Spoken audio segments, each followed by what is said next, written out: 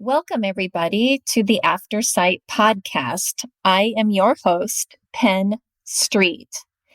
I always want to give a shout out to Audio Information Network of Colorado and all of the staff that works hard behind the scenes to bring this podcast to you week after week after week.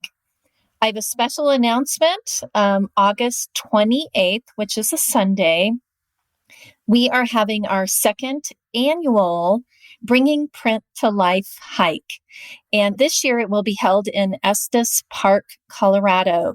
You can get all of those details on our website at aincolorado.org and click on the hike link. And for everybody who is blind or visually impaired, it's absolutely free to attend the hike. It's an amazing event. It's our annual big fundraiser. So if you have any questions, just reach out to me. But all of the answers should be there on our website at aincolorado.org. And when we come back, I will introduce our very special guest today, Linda Errante. Today's guest is Linda Errante. I met Linda many years ago, and we met at the Guide Dog Foundation for the Blind in Smithtown, New York, where we were both attending to get our newest guide dogs. And Linda and I became instant friends, and for kind of a sad reason, but it ended up being positive, and we'll share more about that incident in the podcast. Linda is an amazing wife. I have met her husband, John, several times, and he would agree with that. She's also a mother of two amazing boys and a wonderful, incredible, super grandmother of two beautiful, beautiful human beings that she spends a ton of time with. Welcome to the podcast, Linda. Thank you. Linda, I have just a little fun exercise that I like to do at the top of the podcast so that the audience can get to know you just a little bit better. Sure. And so we're going to dive right in. Linda, if you had a theme song, and you should be able to answer this quickly since your son is into music and that's his career. What would your theme song be? Oh my goodness. You're talking to a woman who's 72 and about 10 different things come to mind. Okay. Probably Stardust, which is a very old standard because Stardust is the name of when I first started my journey of being blind when I was 14. Oh my goodness. What a great, I've never had it. I call mine Fuzzy. So I love Stardust. That's great. That's great. My second question, mountains or beaches? Mountains. Mountains. I had a feeling you were going to say that, even though you spend a lot of time at the beach lately. Yes. And what about cane or sighted guide? Sighted guide. Sighted guide. All right, great. Well, Linda, again, thank you so much for being with us today. So you said that you began losing your vision at age 14. Can you kind of share with us that moment when it really settled in that you were going to live a life as somebody who was blind or visually impaired? Sure. It started in 1964. And as my seat was changed in school from the last row probably up to the first row, and I still could not see the blackboard. I still could not read mimeograph sheets, which are done in purple and most often smudged. I knew I was going to be in for a long haul. And it was confirmed at the first doctor's appointment that I went to, a specialist in the city. So when you were 14 and you were struggling with seeing, did you know before then that you were struggling, or like most kids, it's like, this is just me and this is how I see? I'm a very easygoing person, and I just really didn't think about it. I just kept moving my seat up. And then when I got to the front, I had a meeting with one of my favorite teachers. And she said, have you told your mom and dad? And I said, no. And then I finally told them. And that's when we went to the doctors. And what was the diagnosis? Star, it's not really stardust, but the doctors and I always called it stardust, but it's stargaze. There's different names. It's a form of macular degeneration. It does its damage, and then it stays the way it is for a while.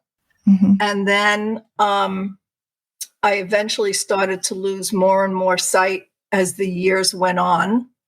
By time I had my first son is, I think about was 1976. And from there on in is about when it started to get worse. And then, so when I met you, gosh, what's that? That was about 15 years ago. Yes. We met at Guide Dog School on Smithtown. Yeah. And then I was blessed to have gotten Al and met you and so many other wonderful people that I still keep in touch with. Yeah. Well, actually, I was going to ask you, Linda, how did you make the decision of going from using sighted guide, a white cane, to wanting to make that next step and become a guide dog user? Like what happened in your life? What was the transition that made you want to get a guide dog? Well, actually, it started when my son was 4 years old, and I had found out about the Commission for the Blind, and I went for the training. I was never very comfortable with using the cane, and both of my children learned very early in life how to read on their own and how to cross a street. And so I never felt safe. And then one day I met a man who asked me for help, who had a guide dog, and we became friends. And he was after me for several years to get one, but I had a pet. Oh. And I don't think, I didn't want to bring in another dog while I still had my pet. So 2 years later, when he passed, is when Harvey Honig got me in touch with the Guide Dog Foundation.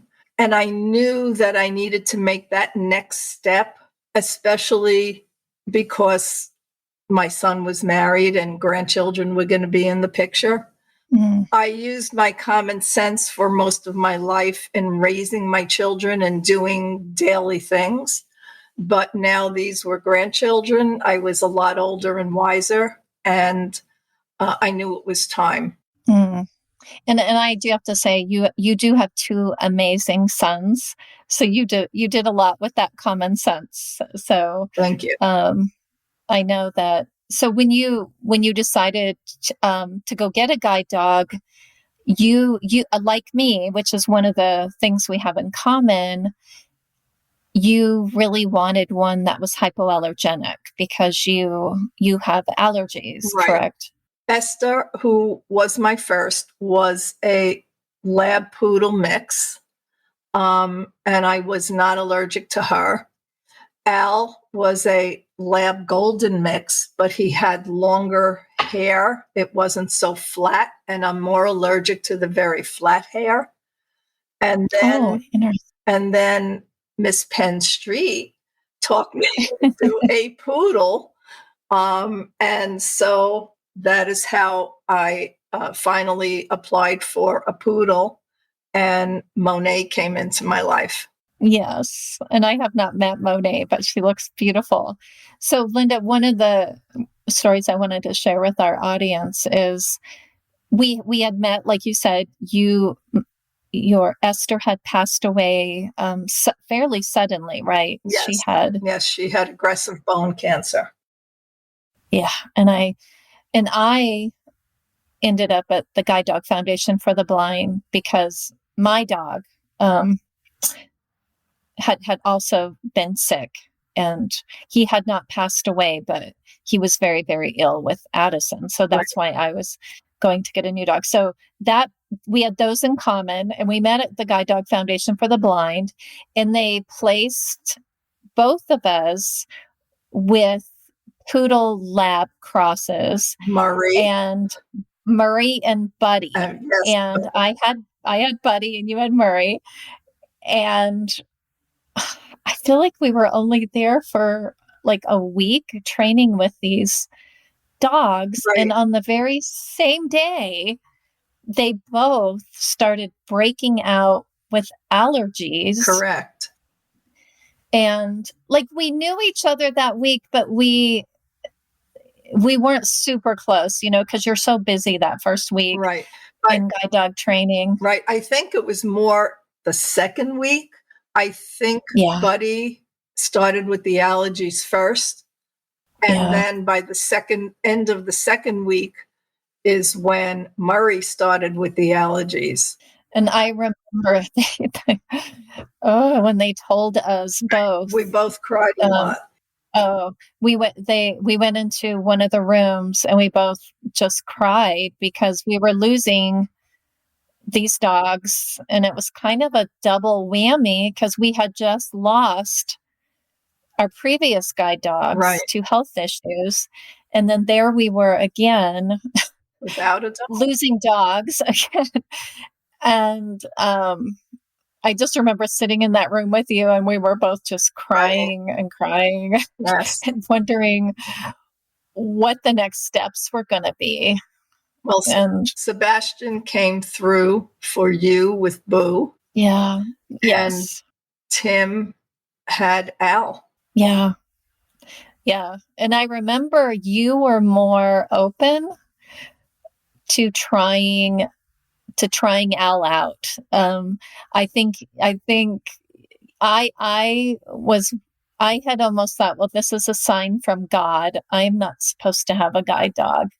And you said, Penn, just meet him. Just meet. Right.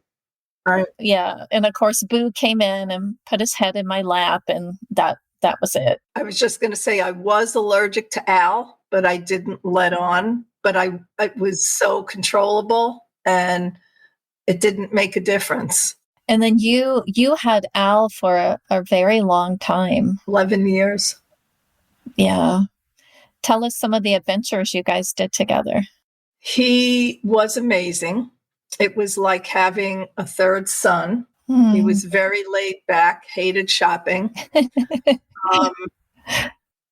We had a very big snowstorm in New York, and I still went out, and so did he.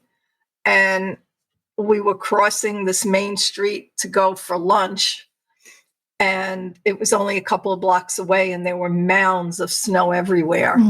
And he would actually turn and look at all four ways to see if it was safe. And when I got on the other side of the street, people were clapping behind me because 3 people followed me because of Al crossing.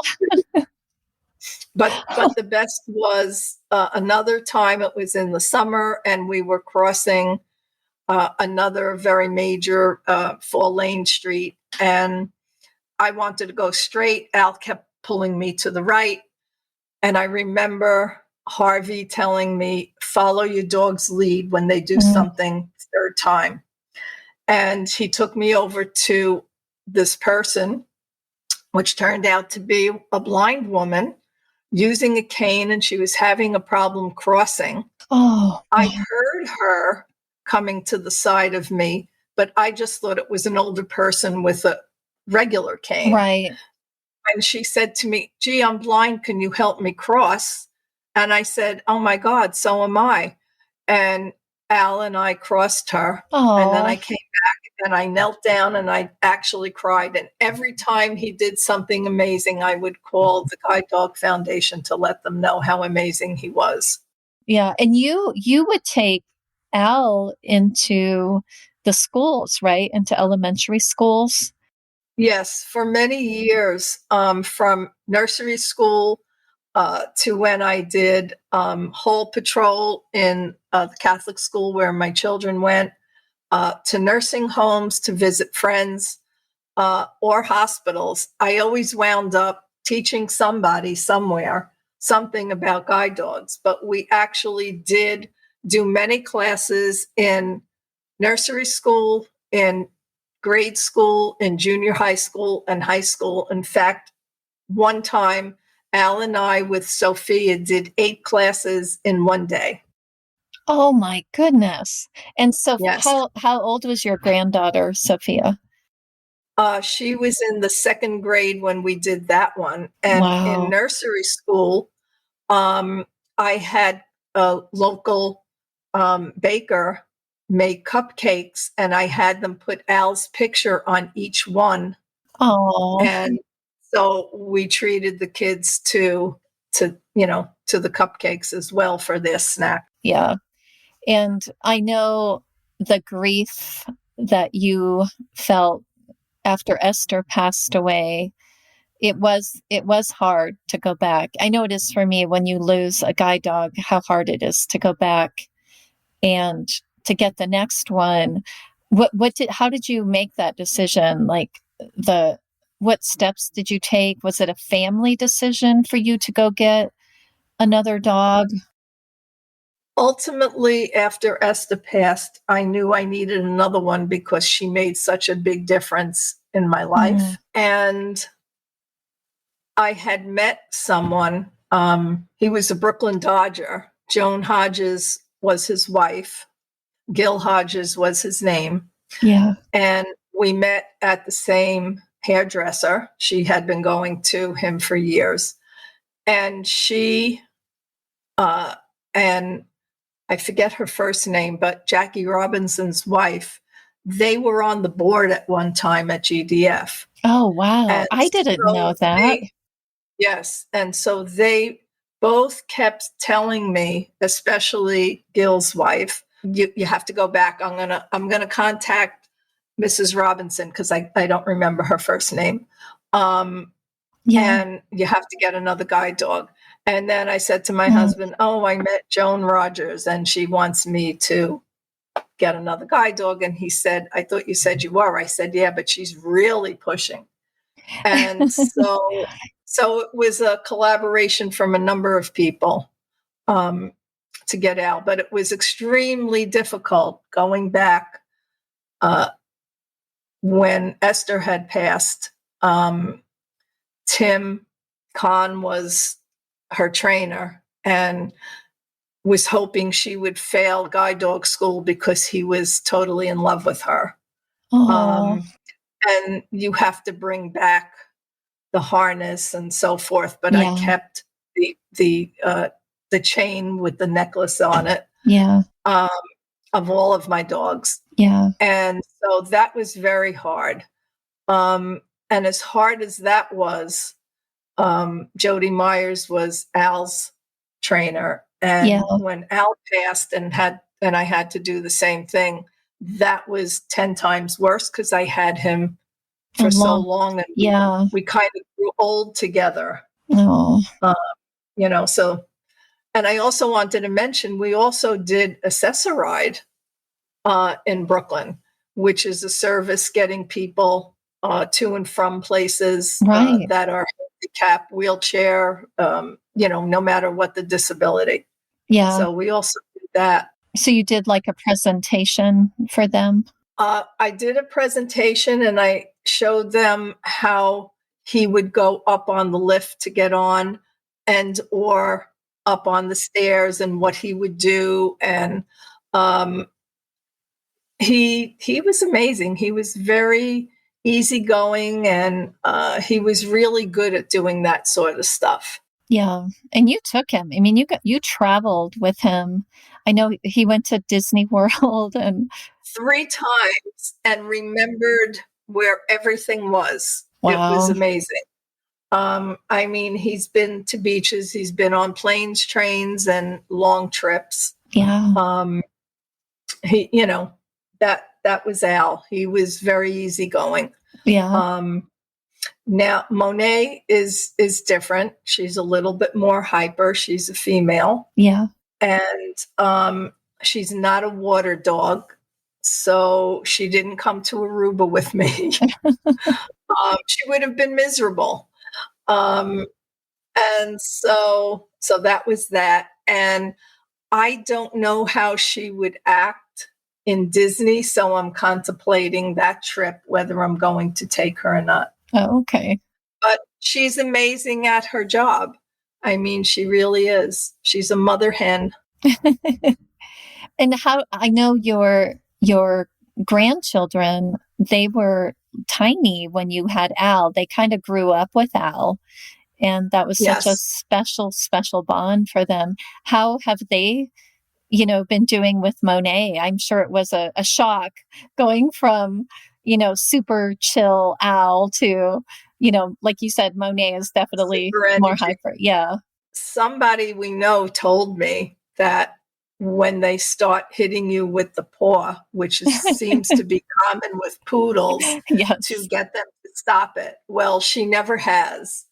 But my grandchildren are older. They know all the commands from Al. Oh, My grandpup, who also has passed, also knew the commands. So they were excellent with Al. And so they kind of knew how to handle this one, except for the paw. yeah.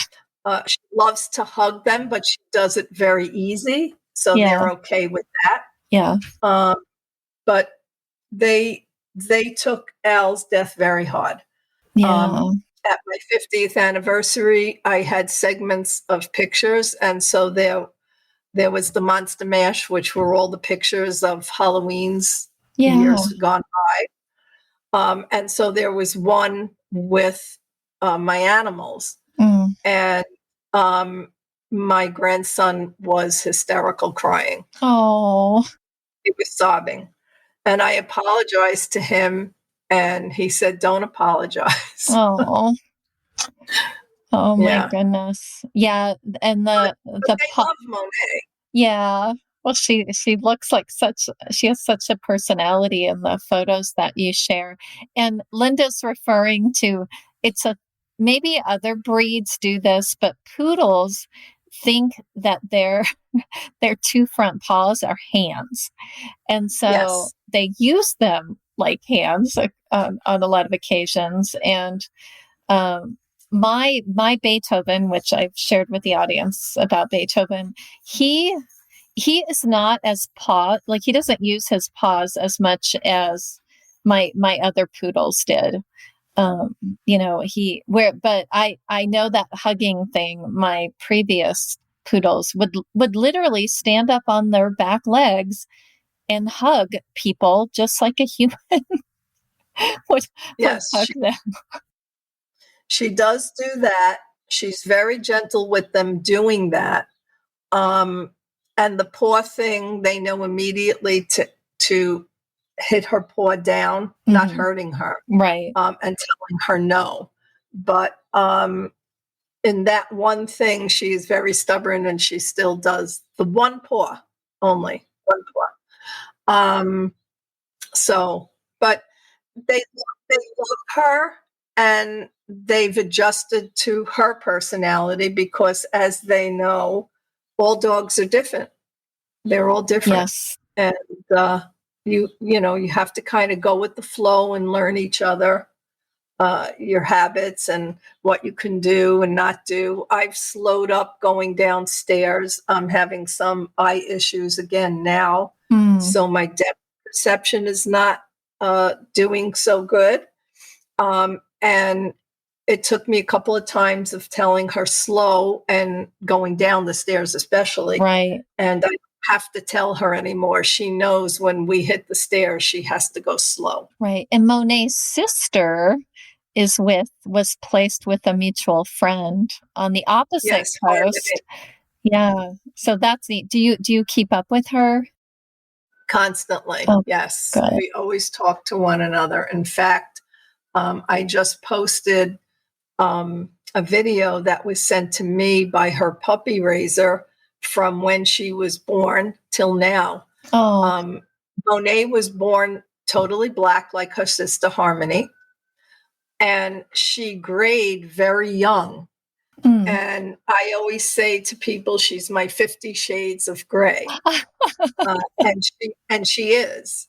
Oh, And I think one of the biggest things that my sons, my daughter-in-law, my husband, and my grandchildren, who are with me the most, if we're shopping or out somewhere, they'll say we get stopped every 2 feet by somebody saying how beautiful she is and how odd it is to see a poodle the different shades of gray that she is. yeah. And her sister just started to turn gray last year. Mm. But she's darker grays, and Monet is all different grays. Yeah, she's a wide array of Yes. different shades. Like you said, 50 shades.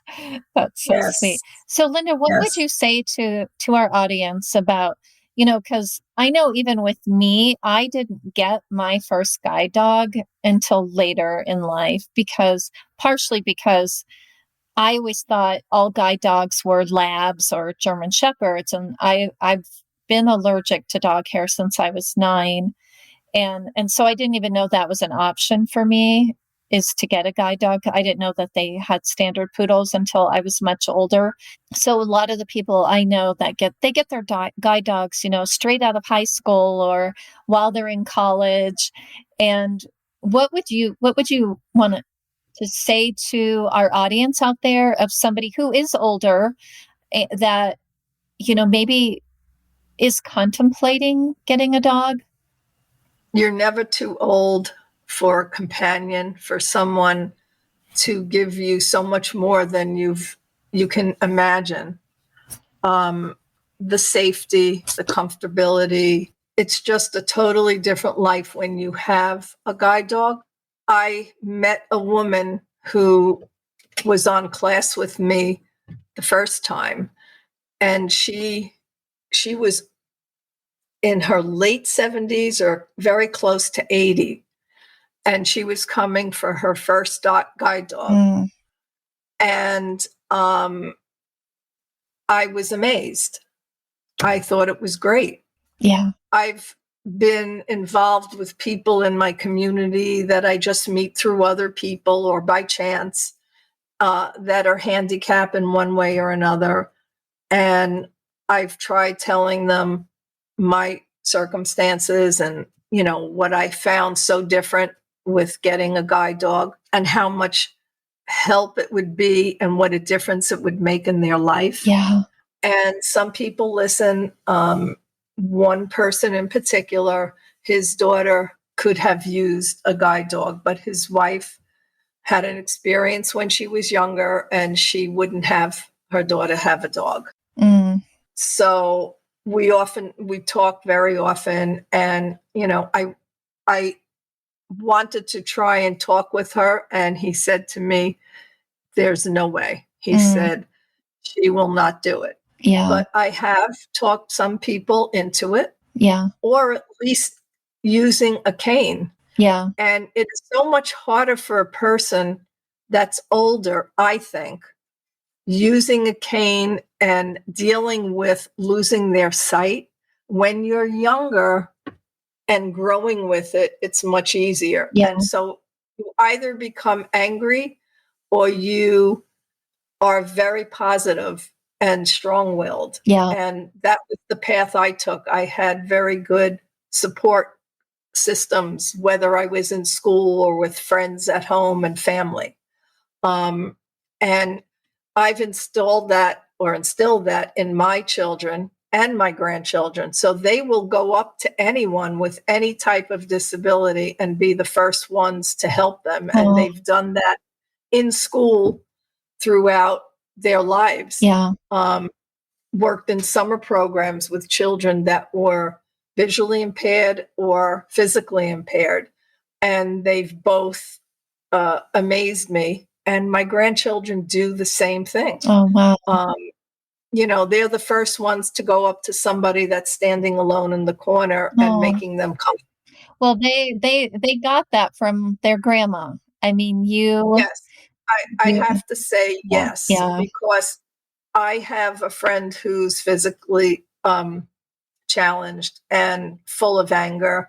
I've met a woman who lost her sight when she was in her, I don't know if she was in her 40s or 50s, full of anger. Mm. And so, there's not much you can do for that. Right. You try to give them hope and insight of what could be, but that's all you could do Right. is lead the horse to water, but not make them drink. Yeah, that's a great metaphor. That is definitely a great metaphor. I do want to let people know that there are a lot of guide dog schools actually around the world. Yes. And but for Linda and I both got our dogs at the Guide Dog Foundation for the Blind in Smithtown, New York, which is on Long Island. And you can find them on the on just by looking up their website, which is guidedog.org. That's guidedog.org. And that will be in the show notes for the podcast, in case you missed that. And guide dogs are not for everybody. It's actually a small percentage of people who are blind and visually impaired actually have a guide dog. And there's a lot of different reasons, but sometimes it's like Linda or I, who don't even know that that's, an option for us. So it's, if you are interested in getting a guide dog or learning more information about it, contact one of the guide dog schools. But of course, Linda and I favor the Guide Dog Foundation for the Blind. It really is a great program. I had gone through a different guide dog school for my first two dogs, and it was not a good fit for me, partially because those two dogs got sick within the first year of having them. And so it was just really by accident that I ended up at Guide Dog Foundation for the Blind. But boy, am I thankful. Linda and I have been friends ever Yes. since, and will continue. And now they not only are the guide dog for the blind and America's vet dogs. That's right. That's right. Which is an incredible Yes. program. And they even do, I don't know if they still do, Linda, maybe they were doing guide dogs that were also for people who are visually impaired as well as hearing impaired. Because I remember that they still do. They do that. So so even if you have cross disabilities, they can, help you connect with a dog. And it's always amazing to me, how they really do match the dog to you. And at first you might not think so, but you really learn quickly that, oh my gosh, this dog really was meant for me. And it's just, the whole experience is beautiful. And, and they are different. Yes, they are. And they are different than service dogs. Yes. They basically have to know everything. Yeah. And like you said, Penn, they do match you, and they do intensively research everything about what you need, where you go, where you live, how you travel, children, grandchildren. And they also take into consideration how fast you walk, how slow you walk. Yes. And what is it, about a 30-page pamphlet? It feels that way. Fill out. I always say it's the equivalent to adopting a child, is what it feels like. Yes. They interview after interview, and because these dogs, I mean, they have 2 years of investment in them, and I think when the dollar signs that are attached to them is something around 50 grand. It might be more now, but there's no cost to the blind person. I live in Colorado. They flew me, round trip to New York. They have beautiful lodging. The food is too good. You will gain weight while you're there. because the food is so good, and they really do take care of you, and then they support you and the guide dog for the life of the guide dog afterwards. Yes. With you can Yes. call them at any time.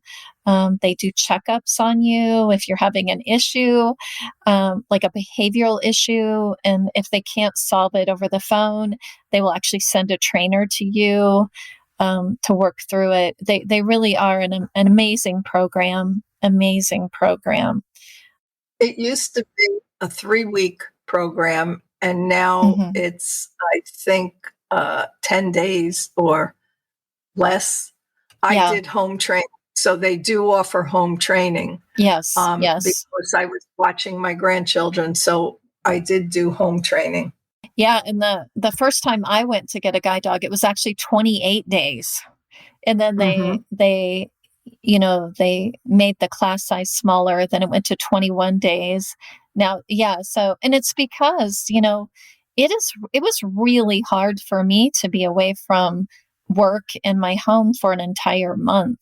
And so the guide dog schools have really changed with you know with the people's lifestyles, and it is nice that they do have that program where they will actually come to you with the dog and do the training in your own community. That's amazing. And I know that some of the other guide dog schools have also started doing that.